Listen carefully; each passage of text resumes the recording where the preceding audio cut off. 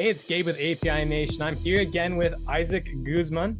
He has built two of the most successful teams in Southern California, and he's here to talk to us today about working with ISAs and building teams using that program.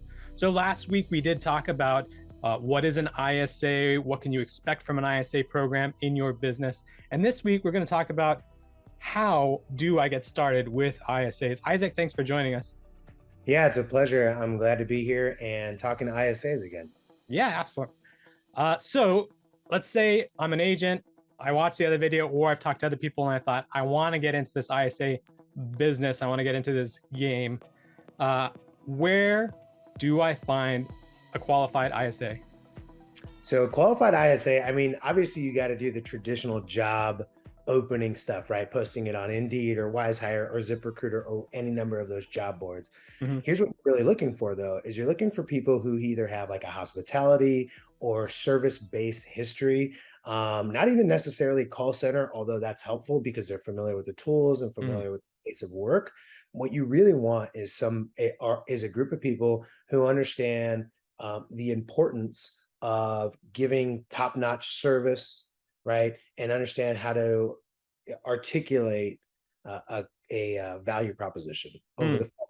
And they understand how energy goes over the phone, right? Body language and tone, that stuff still matters even over the phone. And so you're going to find generally people who have worked at restaurants, people who have worked at hotels, they tend to do really well. Now, here's a secret one for you. Anybody who's ever done any kind of enrollment. So like, Mm. let's say they do enrollment for a local vocational school or Yeah. something like that. It's really powerful because there's this like duality of, yes, we want people to enroll in the school and we want to earn money from them enrolling in the school, but we also have to filter them. We're not just letting anybody in. Mm. The worst thing an ISA can do is just throw up appointments for appointment's sake and make the people feel like the real estate team needs them more than they need the real estate team. So what I found is somebody who understands the balance of, hey, I'm going to intake, but I'm also going to screen because I want to make sure that you are the right fit for us, not just the other way around. It's a two-way street.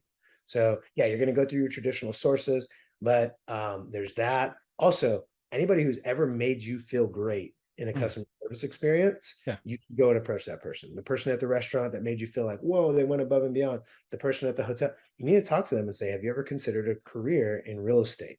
Yeah. Those people are gold. Interesting. That's a really interesting set of skills that hospitality, customer service, appointment setting, but also there's this kind of recruiting mentality of like finding the right people to set these appointments with. That's really interesting. Okay, so finding those ISAs, that's what I'm looking for. I get on Indeed, I go find those people. How many people would I expect to hire? I mean, how many ISAs does a real estate team need? Yeah, you know what? That's really a function of how many leads you are bringing in Okay. and their role, right? So here's what you're going to find. Just start off with one because hiring more than that could take a lot of time, Mm.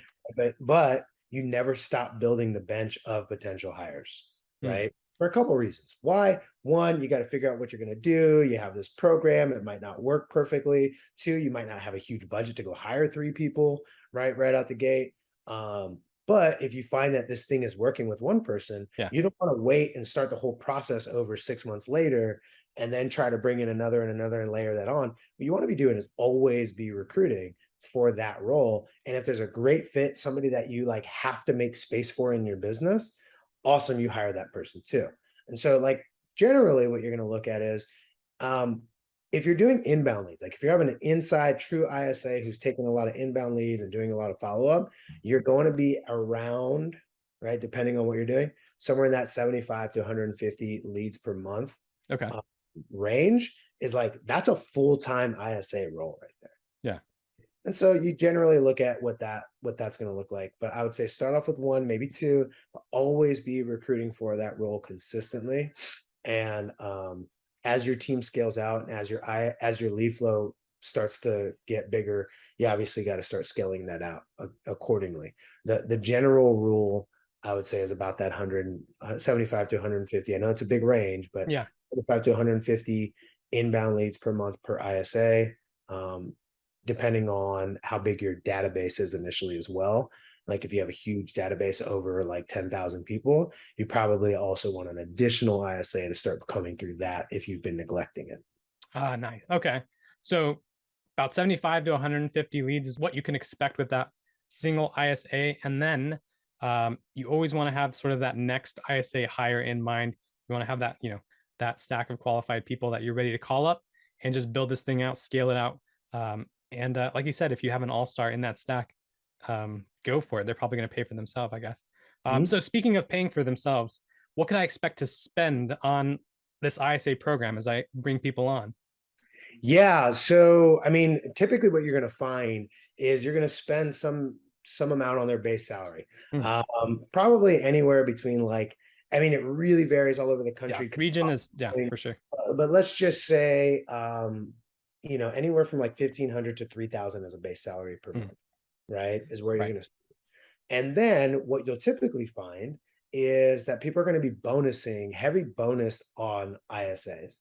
And so you're going to see smaller places, smaller teams, people that are just getting started, because they want to make sure they hit like the number that makes sense for a good producing ISA.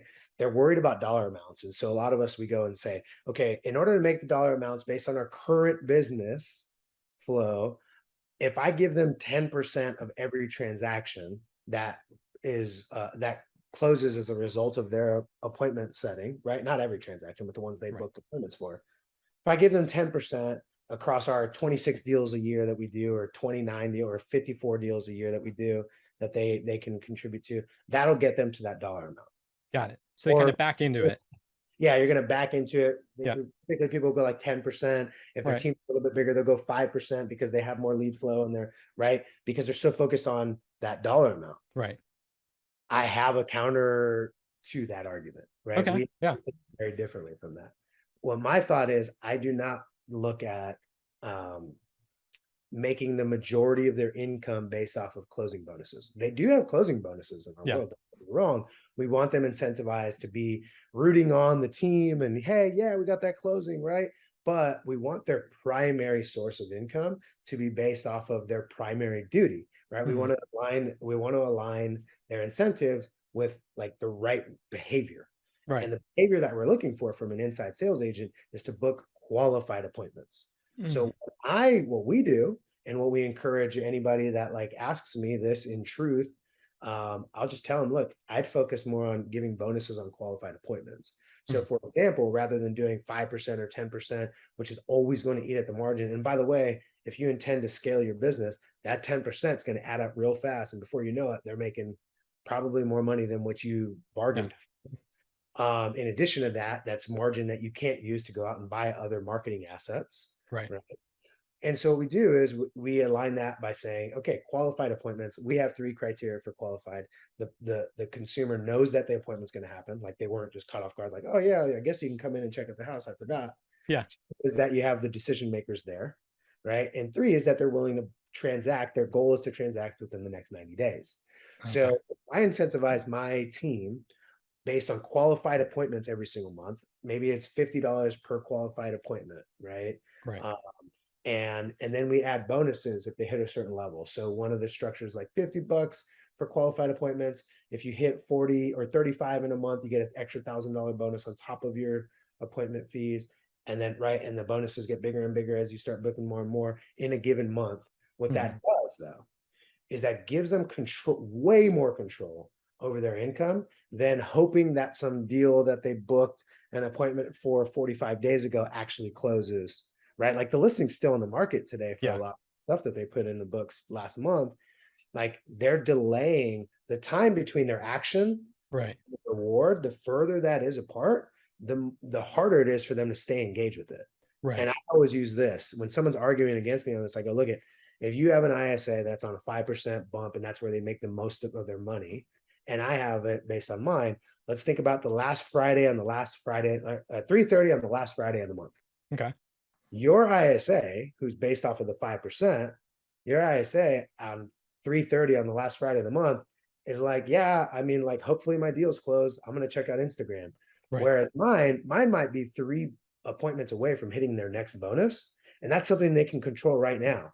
And Right. so for the last 90 minutes that and left in that month, they're going crazy trying to get more appointments because they can unlock an extra $1,000 based on their activity today. Yeah. That's really closely tied. And what you'll see is they'll be way more productive. Anybody I've ever seen that's made a transition over to qualified appointment based compensation as being the majority, Yeah. they earn doesn't mean they don't get any closing bonuses. Just focused on that. You see a lot more productivity, especially toward the end of the month where normally people are coasting. Yeah. That makes a lot of sense. The engagement on something they're closer to in the pipeline instead of that very end of the pipeline after a bunch of other people have touched it and, fingers crossed they bring this home for me. That makes a lot more sense that they would be more incentivized for that immediate acute action that they have control over. Imagine you lost weight the first time you went to the gym. You'd always go. That's how it would work. Yeah. I would just go and then I'd be good instead of this long, strenuous. Yeah, for sure. Cool. So that's what I can expect to spend. That's a really interesting way to consider paying them. How would you suggest I train these people as I bring them in? What would you suggest is like a first 90 days? Yeah, so I would first expect them to start making calls day one. Mm-hmm. Even if they're bad, that's fine. Get them into the habit of it. Yeah. 2, core sales training. My favorite core sales training is either Bill Pipes through Agent Academy, Okay. and also Jordan Belfort's Straight Line Persuasion. Amazing sales skills training. Now, don't get me wrong, I'm also going to give them scripting. That's what Bill Pipes is for. It's real estate specific, right? I would highly encourage that. And then in addition to that, I'd get them conditioned to making calls every day. And then I would have a 30-day appointment target with a bonus. That's small. So for us, like 25 or like 20, I think. Book 20 appointments while you're training. And then the next month it's 30. And then the next month it's the full 40 or whatever that is. You want them to hit targets that are bigger and bigger. And you want to tie their bonuses to a lower buoy is what I would call it, right? So that they unlock that. Yeah. Now that and here's what it is: action, skill set, action, skill set, action, skill set. It's always going to work that way. Yeah. I want to make sure they're doing the right activity and they're developing the right skill set. And so I'd have them take a lot of training. But here's the thing: I see the biggest mistake. Way too much training before you get them on the phones. Get them on the phone day one. As a matter of fact, we have the people come in for a call day before we even give them an offer to work with us. Oh, interesting. So you got to come in and make 100 phone calls. Wow. Before you even get, wow. Okay. Before you get a job offer. We need to know you're not afraid of the phone. Yeah. Right on week 3 is not the time for us to learn that you're afraid of the phone.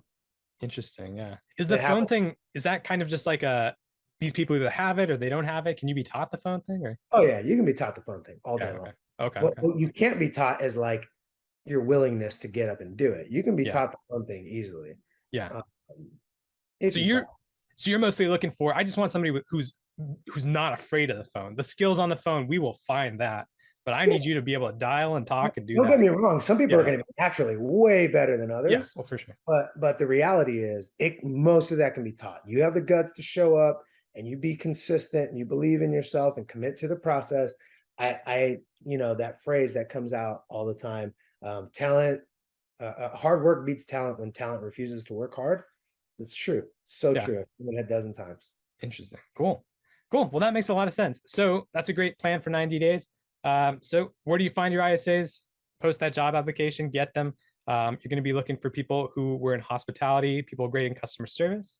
How many do you need? Probably you're going to be generating between 75 to 150 leads, inbound leads with these ISAs. So that's what you can kind of math out. And then what can you expect to spend? There's a couple different options there. But like you said, 1,500 to 3,000 is a base salary. And then there's different ways to structure a bonus after that. And then how should you train them? It sounds like there's a lot of just balancing actions and skills and just developing that skill, make sure the action develops it, get that first 90 days and get them on the phone immediately. Cool. Isaac, any final words to these people jumping into the world of ISAs? Inside sales works. It's amazing. It's a commitment. So as much as think about it this way, as much as you want somebody to show up and be committed in that role, you have to show up and be committed to developing that role, to developing the department, to developing the right tools, to having the right training and accountability, right?